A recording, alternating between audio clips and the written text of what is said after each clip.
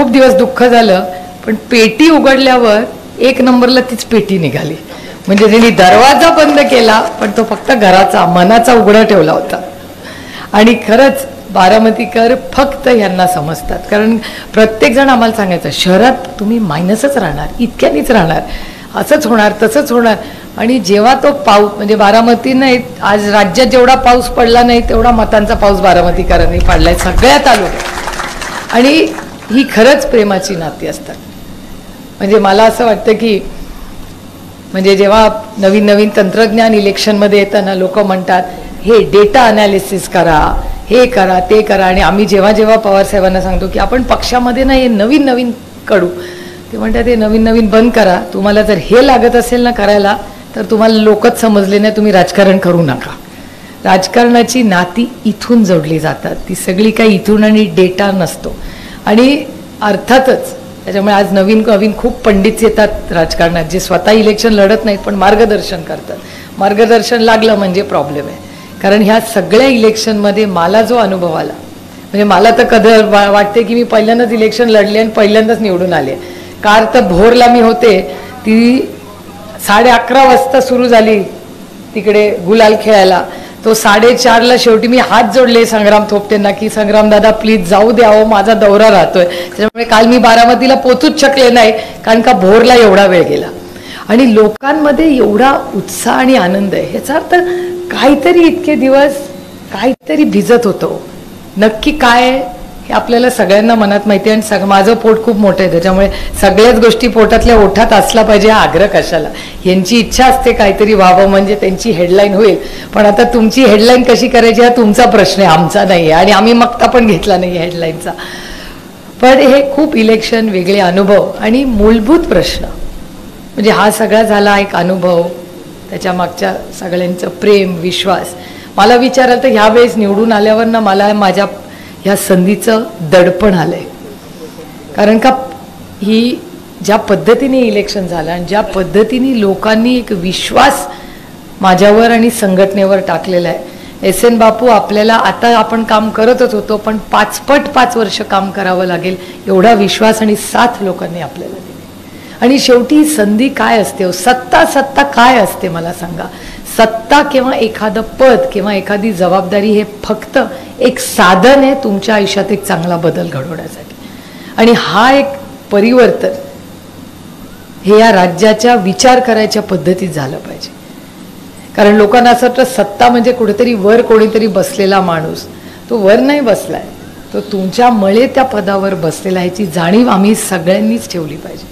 आणि कशासाठी आपण खासदार झालो किंवा आमदार झालो, ग्रामपंचायत, कारखाना कशासाठी लढलो, तर तुमच्या आयुष्यात चांगला बदल घडवण्यासाठी लढलो. मला वेदना होतात जेव्हा रोहित म्हणतो मलिदा गँग, मलाही होतात, कारण की शेवटी ते लोक आपलेच आहेत ना, काय बाहेरचे नाही आहेत. ते हे कल्चर आलं कुठून आपल्या भागामध्ये, कधीच हे नव्हतं. मग हा बदल कोण घडवणार, तो बदल करायची एक फार मोठी संधी लोकांनी आपल्याला दिली, पारदर्शकपणे काम करणं. आणि शेवटी हा जो निधी आहे कुणाचा, आपण सगळे टॅक्स भरतो, त्याच्यातूनच विकास होतो ना, कोण घरच्या खिशातून पैशातून विकास करतो. आणि पुढची 5 वर्ष, आता मगाशीच मला एक पत्र आलंय किसान योजनेबद्दल केंद्र सरकारच्या, तुम्ही सगळे त्याच्यात पैसे भरता, पण जेव्हा अडचण येते तेव्हा तुम्हाला तो निधी कधीच मिळत नाही. शेतकऱ्यांचे आज देशासमोर हे काही संघटनेतल्या विषयच नाही आहे, ते त्याच्यानी तुमच्या माझ्या आयुष्यात काही फरक पडणार नाही. चॅनल फक्त चालेल. आपल्या आयुष्यात आता कुठली मोठी आव्हान आहे, शेतकऱ्यांचे प्रश्न हा मोठा आव्हान आहे. महागाई, बेरोजगारी आणि भ्रष्टाचार ही सगळी मोठी आव्हानं इलेक्शन ह्याच्यावर लढली गेली पाहिजे. आज दुधाला भाव किती आहे, 23-24 रुपये तुम्हाला मिळतो. शहरामध्ये सगळे राहतात, अनेक लोकांची मुलं राहतात, विचारा तिथे 70, 72, 73 रुपये लिटर दूध आहे आज. मग हे 50-55 रुपये जातात कुठे? त्याला ना शेतकऱ्याला बेनिफिट मिळतोय ना त्याला पैसे मिळतात. या सरकारने सांगितलं 5 रुपये आम्ही वाढवून देऊ. वाढवले का? तुमच्या अकाउंटला तरी पैसे आले का लिटर मागे? तर नाही आले. कांद्याची परिस्थिती तुम्ही काय झाली सगळ्यांनी पाहिली. केंद्र सरकारमध्ये मी आणि अमोलदादा जेव्हा कांद्याच्या बाबतीत बोलायचो तेव्हा सामून मंत्री म्हणायचे, ओ 3 जिल्ह्यांसाठी आम्ही देशवेटीस धरणार नाही. बघितलं ना काय झालं नाशिकला. व्यवस्थित कार्यक्रम झाला. 3 जिल्ह्याचा तुम्हाला पडलेला नाही ना, बघा देशात काय परिस्थिती आली. त्यामुळे हे सगळं जे आहे केंद्र सरकार बघा काय काय आता आलंय. ड्रीप सबसिडी राज्यांनी दिली आहे, केंद्र सरकारने दिलेली नाही. अवकाळी पाऊसमुळे नुकसान पंचनामे झालेत परंतु भरपाई नाही. दूध दर वाढ नाही बघा फक्त. त्यामुळे सातत्याने मग ह्या सरकारचं लक्ष आहे तरी कुठे. 200 आमदार येतो. 200 आमदार म्हणजे जादूची काढलीच आहे. जे म्हणाल ते तुम्ही करू शकता, पण इच्छा असली पाहिजे. ते आपापसांमध्ये इतके व्यस्त असतात की तुमच्या आणि माझ्यासाठी त्यांना वेळच नाही. दुधावर कोणी बोलतं का? महागाईवर कोणीतरी या सरकारमधलं बोलतं का? भ्रष्टाचाराबद्दल बोलतं का? आणि जेव्हा आता मी कालच आढावा घेत होते की ह्यांच्याच एका चॅनलवर मी पाहिलं, रस्त्यानं वरती खपली काढतो ना तसं वरचं लेअर काढत असतात. मग एवढे पैसे जर सरकारचे जातात, मग हे पैसे जातात कुठे? टॅक्स कलेक्शन वाढतं एकीकडे म्हणता, मग आमचा विकास का नाही होत? आणि विकास म्हणजे फक्त बिल्डिंग बांधणे नाही. विकास म्हणजे तुमच्या आयुष्यात एक चांगला बदल जेव्हा होतो ना त्याला विकास म्हणतो. माझी आई नेहमी मला चिडवते. आम्ही जेव्हा शाळेत माळेगावला जाते माझी आई कधी, तेव्हा मला म्हणते बापरे एवढ्या सगळ्या इंजिनियर मुलीचे आहेत, त्यांची लग्न कशी होणार? म्हणलं तू काळजी करू नको, आहेत इंजिनियर मुले. पण हाच तर सामाजिक, म्हणजे एखादा साखर कारखाना काढला त्याच्यानंतर तिकडे शिक्षण संस्था झाला, घरामध्ये गेले झाल्यावर आपल्याला बदल दिसतात. हीच तर क्रांती आहे ना. हिंजवडी सारख्या ठिकाणी आज आपल्या अनेक मुली, आपल्याकडे बारामतीतलीच गोष्ट आहे, फरेरोमध्ये एक महिला काम करते, तिची मुलगी इन्फोसिसमध्ये हिंजवडीला काम करते. तुम्ही विचार करा, एक बाईजीला 14,000 रुपये पगार बारामतीत आहे, तिची मुलगी 1.5 लाख रुपये महिना कमवते हिंजवडीला, आणि तिचं शिक्षण माळेगावला झालेलं आहे. त्यामुळे ह्याला सोशल चेंज म्हणतात. म्हणजे विकास काय असतो? तो इंटिग्रेटेड समाजात परिवर्तन झाली पाहिजे, मुलं शिकली पाहिजे, हाताला काम आलं पाहिजे, नवीन MIDCs, त्याच्यातून क्रांती. आणि आता नवीन तंत्रज्ञानामुळे नोकऱ्या कमी होत आहेत, त्याच्यात आपल्या मुलांना हाताला काम किंवा व्यवसाय करण्याला काय करता येईल ह्याच्यात आपल्याला सगळ्यांना पुढच्या काही कालावधीमध्ये काम करावं लागणार आहे. परवाच मला युगेंद्रने खूप चांगली सूचना केली. म्हणला पुण्या मुंबईमध्ये जसे सगळे व्यवसाय करणारे एकत्र येतात, त्यांचं एक फोरम असतं, आणि मग ते फोरम तो दबाव तंत्र, म्हणजे चांगल्या ह्यानी दबाव तंत्र करून ते सरकारच्या समोर प्रश्न पॉलिसी लेवलला निर्णय प्रक्रियेमध्ये असतात. तर बारामतीमध्ये असं आपण का नाही करत की जे व्यवसाय करतात त्या सगळ्या व्यवसाय करणाऱ्यांनी एकत्र हा फोरम करून बाहेरून एक कोणीतरी मोठा आपण बिझनेस करणारा, व्यवसाय करणारा माणूस आणावा, त्यांनी आपल्याला मार्गदर्शन करावं. अशा अनेक गोष्टी. तसंच शेतकरी, म्हणजे ह्या देशातलं सगळ्यात चांगलं कृषी विज्ञान केंद्र हे बारामतीत आहे. ह्याचा आपल्याला सगळ्यांनाच सार्थ अभिमान आहे, आणि त्याचा उपयोग आणि त्याच्यात मार्गदर्शन जे आपल्याला राजूदादा करतात त्यांच्यामुळे आपल्याला आपल्या भागामध्ये ड्रीप असेल किंवा अनेक शेतीचे संधी असतील त्याच्यात आपल्याला मार्गदर्शन असतं. नंदा वहिनींच्या माध्यमातून त्या ज्या महिलांमध्ये काम करतात, तर सगळ्या महिलांची मागणी आहे की बारामती तालुक्यात आणि मतदारसंघात काहीतरी मोठा व्यवसाय महिलांसाठी आपण करू शकू का. खडकवासल्यामध्ये आपण एक मोठा व्यवसाय त्या लिज्जत पापडचा करतो, खूप महिलांना तिथे काम मिळतं. तर तसे काही युनिट्स आपल्याला इथेही काढता येतील का बारामतीत, याचाही आपल्याला विचार करावा लागेल. आणि पर्यावरणात होणारे बदल, पाण्याचा प्रश्न हा गंभीर होत चालला आहे. आणि आदरणीय पवार साहेबांनीच मागच्या आठवड्यामध्ये माननीय मुख्यमंत्र्यांना पत्र लिहिलं आहे की जानाई शिरसाई आणि पुरंदर उपसा योजना, ही योजना आधी खरंच चांगल्या चालायच्या.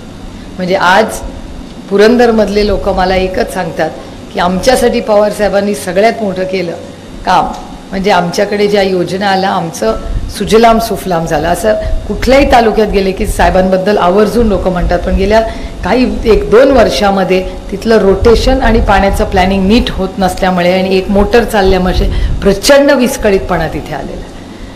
आता ह्याच्यात इतके वर्ष बारीक लक्ष आम्ही कोणी घालत नव्हतो, कारण का ती जबाबदारी, सगळ्या जबाबदाऱ्या आम्ही वाटून घेतल्या होत्या. पण आता अर्थातच काही बदलांमुळे आम्हालाही सगळ्यांना त्याच्यात जातीने लक्ष घालावं लागणार आहे. दर मंगळवारी युगेंद्र बारामतीत असणार आहे. आपांनी मला एस.एन. बापूंनी मला सांगितलं की त्यांना गुरुवार किंवा शुक्रवार माझा दर आठवड्यातून एकदा हवा आहे की मीही बारामतीत ते दिवस राहावे, लोकांची त्यात एका दिवशी गाठीभेटी होतील. तर बापू म्हणतील तो वार फायनल करून पार्लमेंट जेव्हा नसेल तेव्हा तो गुरुवार किंवा शुक्रवार बापू म्हणतील त्या दिवशी आपण ठरवून भिगवण चौकात जे आपलं ऑफिस आहे तिथे दिवसभर आम्ही सगळे असू. म्हणजे मंगळवारी युगेंद्र असेल, गुरुवारी शुक्रवारी मी असेल. त्यामुळे अशा पद्धतीने एक नियोजनबद्ध आपण सगळे काम करूया. पण आपण सगळ्यांनी ज्या विश्वासाच्या नात्याने जे मतदान ह्यावेळेस केलेलं आहे हे खरंच मी मनापासून आपल्या सगळ्यांचे आभार मानते आणि तमाम बारामती लोकसभा मतदारसंघ आणि बारामतीकरांच्या समोर नतमस्तक होऊन आपल्या सगळ्यांचे मनपूर्वक आभार मानते की खूप विश्वासाच्या नात्याने. आणि बापू मेरिट करतात. आता मेरिटवर सारखंच मेरिट म्हटलं की अजून प्रेशर येतं की आता अजून चांगला परफॉर्मन्स पार्लमेंटमध्ये करावा लागेल. म्हणजे यावेळेस मी ठरवलं होतं की 8 नवीन खासदार, म्हणजे आम्हालाही वाटलं नव्हतं की एवढ्या नीट येतील. तर काल तर मला एक पत्रकार म्हणाले साताऱ्याची पण सीट थोडक्यात गेली. खरं आपले 10 पैकी 9 सीट आलेले आहेत. ती तुतारी आणि पिपाणीमध्ये गडबड झाली नसती तर साताऱ्याची ही सीट आली असती. त्यामुळे ज्या पद्धतीने महाराष्ट्राच्या मायबाप जनतेने हा आशीर्वाद आणि विश्वास पक्षावर आणि महाविकास आघाडीवर टाकलेला आहे हा आमच्या सगळ्यांवर प्रचंड जबाबदारी टाकणार आहे. त्याच्यामुळे जेव्हा सगळे लोक गुलाल खेळत असतात माझ्यावर दडपण येतं की सुप्रिया नीचे कारण एवढा उत्साह आणि अपेक्षा आहेत. त्यामुळे त्याला आपण पात्र ठरलंच पाहिजे. कारण हे इलेक्शन हे आपल्या सगळ्यांसाठीच एक वेगळा अनुभव होता. त्यातली कटुता आपण सगळ्यांनी विसरून जाऊया आणि आजपासून कामाला लागूया. आणि विधानसभेची तयारी तुम्हाला पवारसाहेबांचा स्वभाव माहिती आहे. ते एका युद्धातून निघाले की ते मी नेहमी त्यांना चिडवते की आमच्यासारख्या लोकांना ना स्टील वॉटर्स आवडतात. म्हणजे चला व्यवस्थित नाव चालली आहे, स्टेडी आहे पाणी, ते उसळायला लागलं की त्यांना मजा येते. आणि मी नेहमी बघितलं आहे की जेव्हा जास्त चॅलेंज येतो ना त्यांना जास्त मजा येते. ते जेव्हा साधं सगळं चाललेलं असतं ना ते म्हणतं मला कंटाळायला म्हणजे कंटाळ कसा येईल, सब अच्छा चल रहा आहे. म्हणलं नाही काय मजा येत नाही. आणि मग ते उसळायला लागलं की त्यांना अजून मजा येते. मी त्यांना नेहमी चिडवते तुमच्या आईनी तुम्हाला खायला काय घातलं हो. ही सगळीच भावंड अशी आहेत की जेव्हा काहीतरी चॅलेंज आला ना की त्यांना खूप मजा येते. पण संघर्ष हा मला वाटतं बारामतीकरांच्या रक्तात स्वभावात आहे. आणि कुठल्याही जेव्हा अन्याय कुणावरही झाला तरी त्याच्यावर पूर्ण ताकदीने लढण्याचे संस्कार हे छत्रपती शिवाजी महाराजांचे आपल्यावर जे झालेत ते त्यातच सातत्य ठेवून पुढे जाण्याचा एक प्रयत्न आम्ही सगळे करतोय. तुमचे आशीर्वाद आणि साथ ही जी आपण सगळ्यांनी आम्हाला दिली त्याबद्दल मी मनपूर्वक आभार मानून पुढची 5 वर्ष ही बारामती लोकसभा मतदारसंघ महाराष्ट्र आणि दिल्लीमध्ये आपल्या मतदारसंघाची आन बान आणि शान याला मी कधीही ठेच पोचून देऊन बारामती लोकसभा मतदारसंघ हा देशातला नेहमीच पहिल्या 5 मध्येच राहील याच्यासाठी पूर्ण ताकदीने आम्ही सगळे प्रयत्न करू. तुम्ही दिलेली साथ आणि आशीर्वाद हे माझं खरं तर भाग्य आहे की माझी कर्मभूमी आणि जन्मभूमी बारामती आहे. काही एक वेगळी ओळख बारामतीची आदरणीय पवार साहेबांमुळे. नमस्कार मंडळी, मी घेऊन आलेलो आहे सुप्रिया सुळे यांचे स्पीच आणि ते जनतेसमोर कशा प्रकारे बोलत होते ते आपण बघणार आहोत. आणि त्या बोलत होत्या शेवटी हा एकच तालुका आणि शेवटीच्या पर्यंत ही एक बूथ कमिटी माझ्यापर्यंत आलेली आहे आणि बाकी सगळ्या तालुक्याचा आमचा अतिशय चांगल्या प्रकारे नियोजन आणि मी कंटिन्यू तिथेच होते आणि बाकी सगळ्या तालुक्याची यंत्रणा जशी होती तशी चालू होती. फार कायम काय बोलते ते माझ्या नाही एक तालुका आणि जो की एवढा मोठा बदल झालाय. काल मी एक वर्तमानपत्राच्या माणसाला एक प्रश्न विचारला, काय माहीत आहे ते एक नाही तर आज माझा इंटरव्ह्यू रात्रीच होऊन गेला. मी त्यांना एकच गोष्ट सांगितली की नाही या राज्यामध्ये हा मतदारसंघ जर त्यातली माणसं करत असेल तर हे माणसं मला कळतात का त्यांना कळतात? फक्त याच माणसाला कळतात, कारण सर्व लोकांमधील चर्चा जे योगेंद्रजी चे वडील, माझे बंधू श्रीनिवास आणि आमचा एक वेगळा अनुभव आला. अशा प्रकारे सुप्रिया सुळे यांनी आपल्या बोलण्याच्या पद्धतीने विरोधी पार्टीला चांगल्याच प्रकारे धुण्याचे काम केले आणि त्या सांगत होत्या की मी एकन एक तालुका पिंजून काढलेला आहे आणि सर्व प्रकारच्या नियोजनाची खात्रीदारी मी तिथे राहून घेतलेली आहे. तर मला असं वाटते की भाजपाला एकाही मताचा हातभार जनतेकडून लागणार नाही. आणि त्या बोलत होत्या, आमच्या ज्या पण पार्ट्या आहेत, जे पण कार्यकर्ते आहेत, त्यांना चांगल्या प्रकारे जनता प्रोत्साहन करणार आहे आणि चांगल्या प्रकारे मतदान करणार आहे. अशा प्रकारे सुप्रियाताई सुळे यांनी आपल्या भाषणातून व्यक्त केलं.